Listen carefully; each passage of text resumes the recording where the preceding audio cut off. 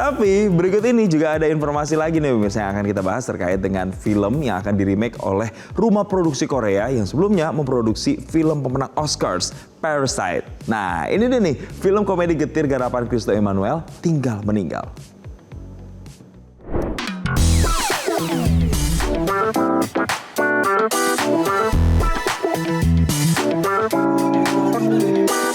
Pemirsa, saya baru saja nonton screening film Tinggal Meninggal, yang mana ceritanya ini tokoh utamanya Gemma yang berbohong kepada teman-temannya demi mendapatkan perhatian teman-temannya.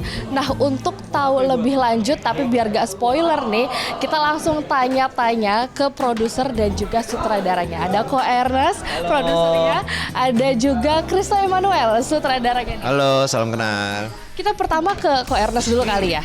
Kok, ini kan film-film Ko Ernest sebelumnya yang kayak agak lain, itu kan dari perusahaan produksi asal Korea, Barusan INA, itu yang bikin film Parasite, juga pegang hak eksklusif untuk produksi ulang film ini nih, salah satunya.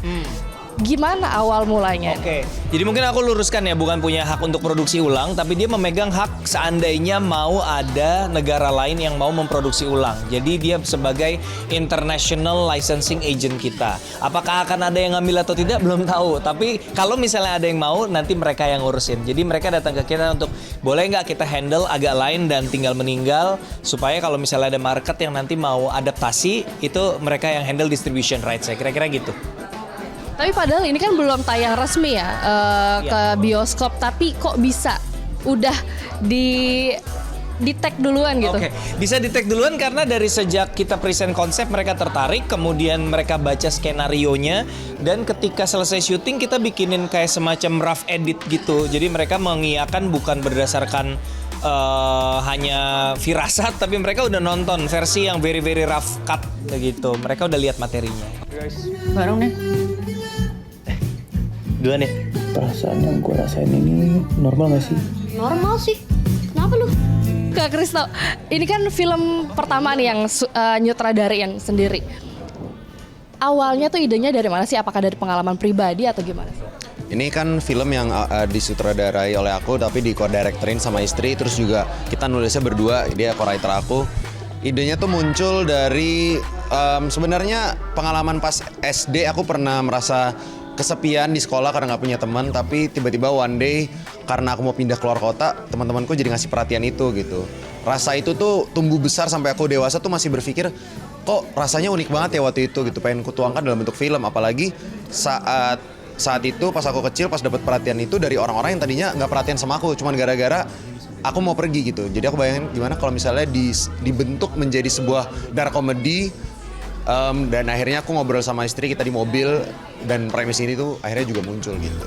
Kan Gemma itu bohong ke teman-temannya untuk mendapatkan apa yang dia mau, tapi sebenarnya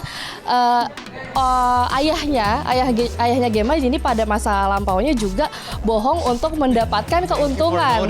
Iya, apakah itu sengaja? Apakah itu memang sengaja dibuat sebab akibatnya atau gimana? Bagus sekali pertanyaannya, luar biasa. Terima kasih banyak sudah notice. Jawabannya iya, itu memang dari awal kita create, memang dari awal juga kita intensikan seperti itu, karena film ini tidak hanya membicarakan hal-hal yang tidak nyaman tentang tentang atensi dan tentang perhatian, tapi juga membicarakan tentang self love salah satunya, dan yang soal tadi itu bagaimana dampak orang tua yang absen, yang tidak memberikan afeksi ke anaknya, itu anaknya bisa mencontoh orang tuanya tapi di hal-hal yang tidak baik gitu. Karena tidak pernah ada pembicaraan antara anak dan orang tua yang serius, yang heart to heart. Jadinya anaknya bisa mencontoh hal-hal yang dia lihat aja tanpa akhirnya dia proses dengan baik bahwa yang dilakukan orang tuanya itu salah gitu. Berarti terakhir nih, pesan yang ingin disampaikan lewat film ini apa sih?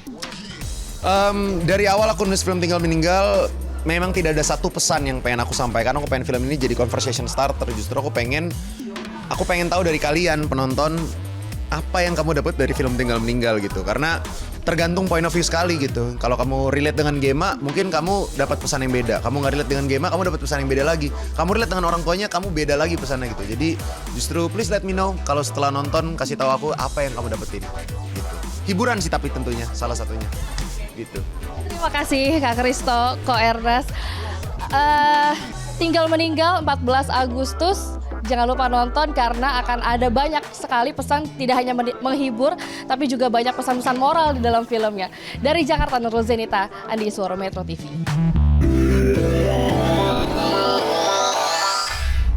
Jelajahi cara baru mendapatkan informasi. Download Metro TV Extend sekarang.